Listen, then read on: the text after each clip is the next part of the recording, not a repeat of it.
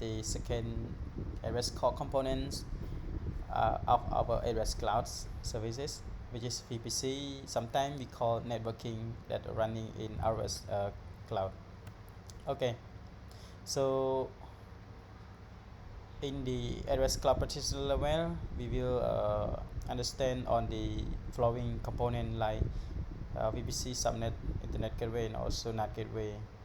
So this one is just not only for Cloud Practitioner. It's also really important when you have a plan to take an AWS Certified for Solution Architects Associate and also the SysOps Administrator certificate as well.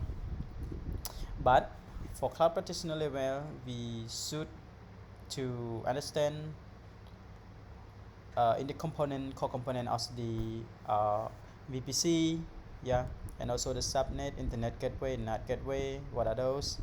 Security group, NACL, network ACL, VPC flow log, VPC Peering, and also endpoints, the side-to-side VPN, and also the direct connects. And last but not least, we talking about the transit gateway. Okay, let's jump into the next one. So to easy understanding what is the VPC, let me give you some example. Like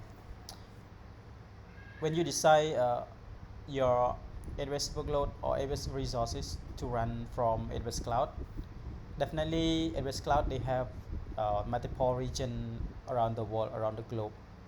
Like in Asia we have Singapore, we have Australia, we have Indonesia, and also we have recently launched in AWS Malaysia region, right? Yeah. So when we decide to running our workload, we first we will thinking about the which zone or which region that we want to host that AWS workload, AWS resource in from AWS Cloud.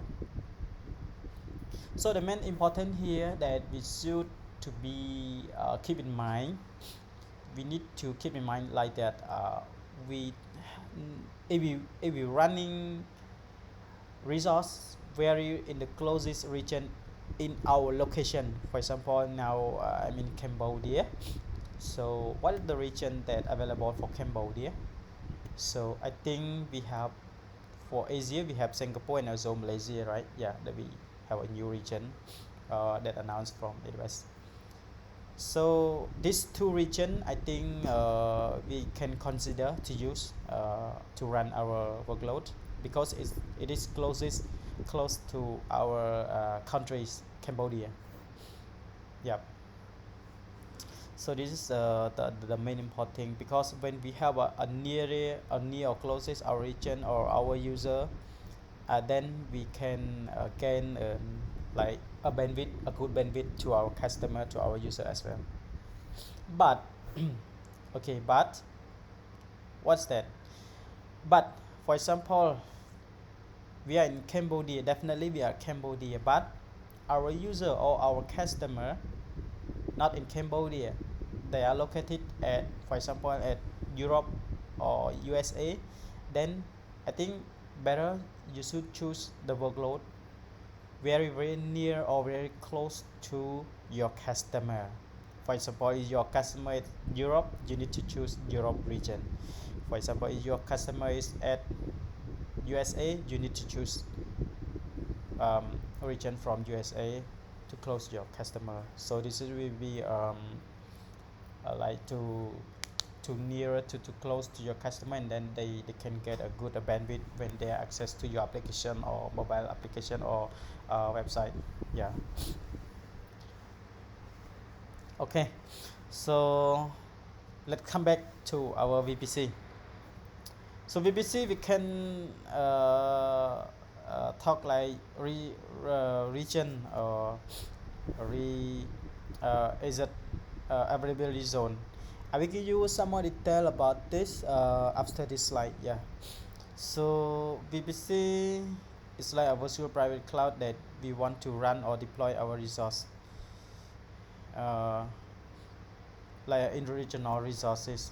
Yeah, as I mentioned earlier, if you selected Singapore region, then your VPC it will be in AZ of Singapore, will be in the zone of Singapore. Okay. So inside VPC it will be have a subnet. So subnet it will be allow you to partition your network inside your VPC. Subnet it will be have a public subnet and also the private subnet, right? So what is the public subnet? Public subnet is the subnet that you can allow internet access.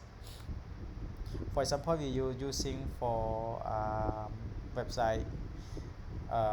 You want user to have a direct facing from your user to your application. That one we have to set public subnet. Yeah. But for application that you don't want them to have an internet access, you can set up in the private subnet. Yeah. Okay.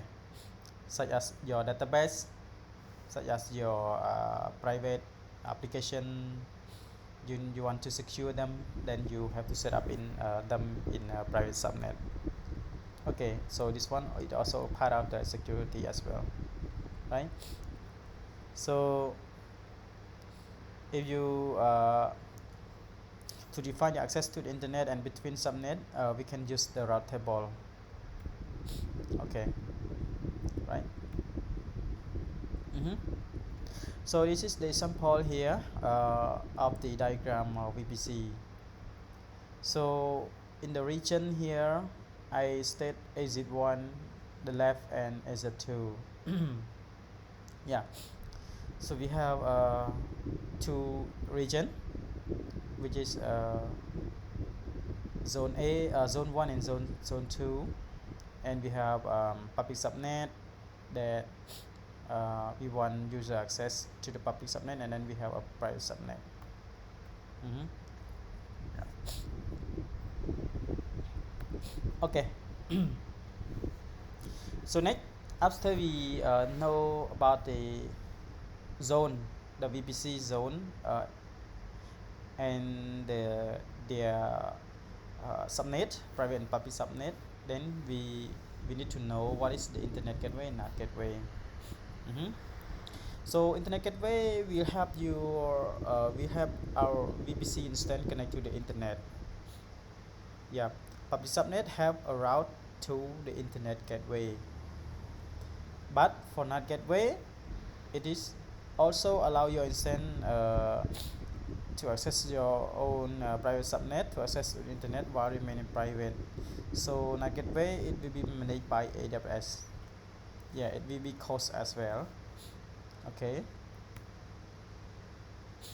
Next, we were talking about the network ACL and also security group. And what are these? Right. For network ACL is like a firewall which control traffic from and to the subnet. It can allow and deny the roles and attach to the subnet level. Role is only include the public address. Yeah. For security group is a firewall that control traffic to and from an EC2 instance or ENI. We can have only allow roles. Role include IP address and also another security group as well. Okay, so we can define like the main difference between network NACL and security group just like that. The network NACL is something like the subnet level. Yeah, the subnet level. But for security group, it's a firewall for the resource level or the EC2 instance level. Yeah. This is the two main different things. Okay. Right. So next one, we also need to understand what is the VPC flow log. Yeah, as you can see the keyword here, log, flow logs. Yeah. So VPC flow log, it will be capture all information of the IP address traffic going into your interface. Yeah. like VPC flow log, subnet flow log, and also the elastic network interface flow log. It helps you to monitor and troubleshoot the connectivity issue. For example, the subnet to the internet, subnet to subnet, and also internet to subnet. It capture network interfaces information from AWS managed interface to, for example, elastic load balance, elastic cache, RDS, Aura, and extra. So RDS Aura here is the name of the AWS database component. Next we will be talking about it in more details. So last but not least, VPC flow log also capture the data that can go to S3 and CloudWatch log as well. S3 is the one of the AWS storage component. Yep. And CloudWatch is the AWS management tool that we can capture the log for your resource. Alright. Next one, VPC Peering. So what is this? VPC Peering is have some use case like, for example, you have a multiple VPC and you want them to have communication. For example, you have VPC A, VPC B, VPC C here. So you want them to have a connectivity, communicate to each other. Then you can use VPC peering. Yeah. So by right, VPC peering is connect to VPC. It private using AWS network. So it make them behave as if they are in the same network. For example, if they are in the same zone, VPC A in zone in Singapore, VPC B also in Singapore, and VPC C also in Singapore. Just to add on a bit, in zone, for example, in zone, every business zone of AWS service, they have at least two data center, two exit. For example, Singapore, they have their three. AP South is A1B, 1C, and 1A, 1B, and 1C. Yeah. Okay. So VPC peering must not have overlap CIDR IP range. They cannot overlap. Yeah. And it connects it. It's not the connection is not transit. So it must be established for each VPC that need to be communicated each one to another. Alright. So in summary, VPC peering, if you want to connect your multiple VPC within the same network, within the same region, then you can gain you can use the VPC peering to establish the connection of those VPC, multiple VPC. Alright. Next one, VPC endpoint or interface and gateway. So endpoint allow you to connect AWS service using a private network instead of public network. This gives you enhanced security and low latency to access AWS services. Right? So for example, if you want your resource or service that running in private subnet to access the any other AWS service such as AWS S3, AWS DynamoDB, then you can use VPC endpoint gateway to connect those instance that running in this private subnet to those service, and it is very secure and private that managed by AWS service. Okay. Alright. Also, if you want to have the CloudWatch to connect to the CloudWatch, you can use the VPC endpoint interface as well. Okay. Alright, so next one we will talk about the side-to-side VPN and also direct connect. This one we referring to the connection. What's the connection? Okay, so let's start talk about the side-to-side VPN first. By right, when you access your workload in AWS Cloud, for example, you are using Singapore region. Why I always talk about Singapore, because I'm here in Cambodia, so that's why I'm talking about Singapore region, because it's very close to our region, and moreover, we will use it for our workload rather than use the region that far away from our country, right? Yeah, in Southeast Asia. Okay.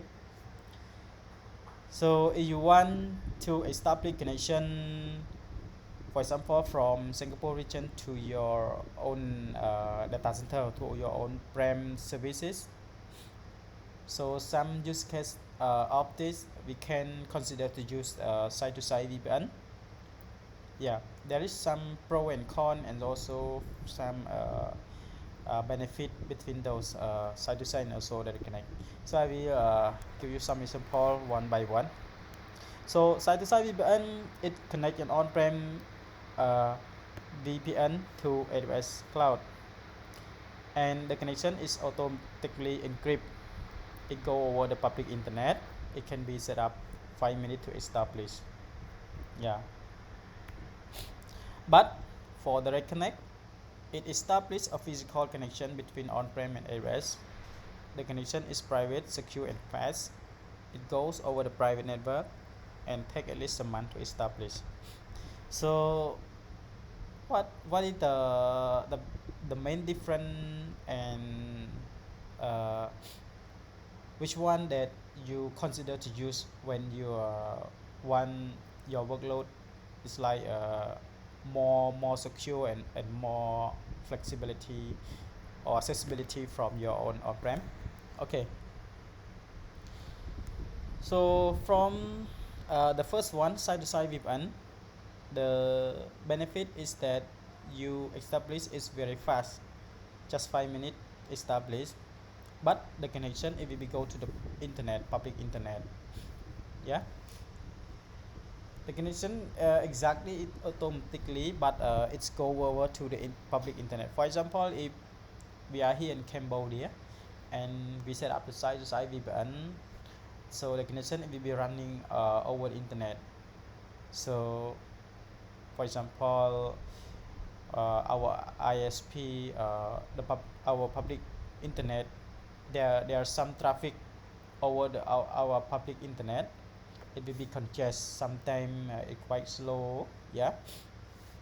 So this is just one like we need to consider as well when we are using side-to-side VPN. And also side-to-side VPN, the price, the cost is not it lower than the direct connect, but the connection it quite, yeah, we have a connection with AWS, but you can consider as well if you are running not a big workload, just a small workload that you want to have a connection direct to AWS, yeah, you can consider to use a side-to-side VPN. But remember that when you have a lot resource that running in your internet over the public, sometimes you need to secure your internet, public internet as well. Yeah. So direct connect, we establish physical connection between your on-prem to AWS. Yeah, exactly. When we establish the direct connect, we might need to use, or we need to cooperate with the like third party provider. I think we have a few provider that they offer the direct connects link. Okay. Yeah. So direct connect we are using over the private network. So you know, right, the private network it will be like more fast and securable more than the public internet. Yep. So the cost it will be considering to more than the VPN connection. Okay. So if you want connection to be private and secure and fast, you can consider using the direct connect. rather than using the side-to-side VPN.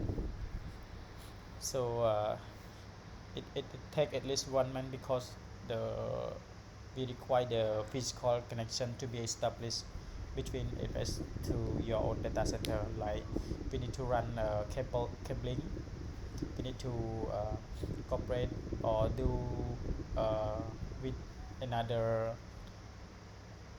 third party to establish the connection for you. So this one is the direct connect. Okay, right.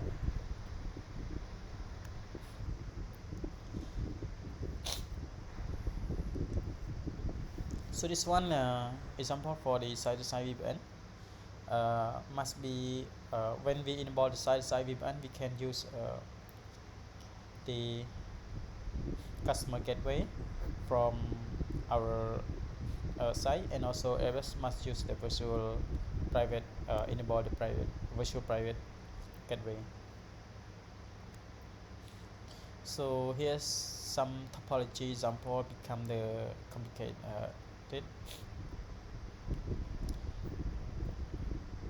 So by in the right side here we have AWS direct connect gateway, and this is the VPN. So customer gateway connects through the resource via VPN connection. Yeah. And VPC peering, it connect multiple VPC to each other, right? Okay, so next one we will talking about the transit gateway. So today's slide course we may need to longer a bit because VPC is quite important as well for our running AWS in VPC cloud, and also for preparation of the exam such as cloud practitioner, and also the cloud solution architect and sysops administrator as well. So what is the transit gateway? Transit gateway it have benefit when we have a multiple or thousand of VPC and on-prem as well. It's like a hub. It connect the multiple VPC and also a different region to each other. It's similarly to the VPC peering, but for VPC peering it can use only the same zone, the same AWS region, but and only used for the 2 or 3 VPC with the same subnet only. But in transit gateway it support for more than we can say 1,000 VPC, and also it support for connect your 1,000 VPC into your 1,000 on-prem network as well. Yeah, it's like a hub, a star connection. So one single gateway to provide this functionality, and also it works with direct connect gateway and VPC connection as well. So when you establish the connection, I mean we want to use, for example, direct connect from AWS to your on-prem service, to on-prem DC, then you can use this direct transit gateway. This transit gateway can connect to your multiple account or multiple VPC or multiple workload network in your AWS, and then it connect via this transit gateway to your on-prem DC connection. Okay, so here are the summary VPC of our VPC. So VPC stands for Virtual Private Cloud, and it has a subnet like tie on exit availability zone network partition of the VPC. So subnet it have a private subnet and also public subnet. Yeah, and also we have internet gateway at the VPC level, provide internet access. So if you want your resource to have internet access, you need to integrate with the internet gateway. A NAT gateway, it gives internet access to your private. Okay, so you want your private subnet to have internet access, you need to establish the NAT gateway for your private subnet. NACL, network NACL, is stateless. It is a subnet level of your security. It have inbound and also outbound role. But for security group, it is stateful.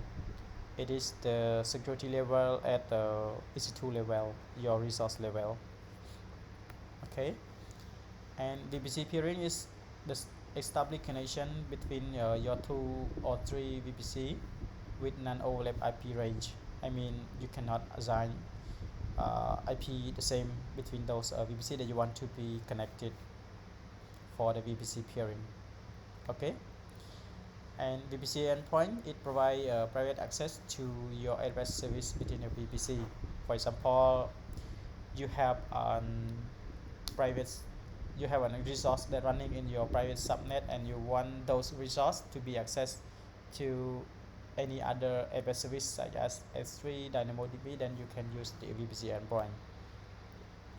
VPC flow log, it provides the network traffic logs of your VPC and subnet as well. And we have a connection to connection side-to-side VPN. This one is the connection over the public internet between your on-prem PC and AWS. And the another one, the reconnect, it is the private and secure connection to AWS. Yep. So if you want to have a secure, fast, then you can consider using the AWS Direct Connect. Okay, another one, Transit Gateway, it connects the thousands of VPC in your AWS Cloud between AWS Cloud and on-prem network together. So if you are thinking about 1,000 VPC and connect to your on-prem network together, then you considering to use Transit Gateway. Alright, so this is the summary of our VPC components that we need to know, need to understand before we set up our workload in our AWS Cloud, and also very beneficial for our AWS exam preparation as well. Okay, thank you guys. See you in the next one. Thank you. Have a nice day.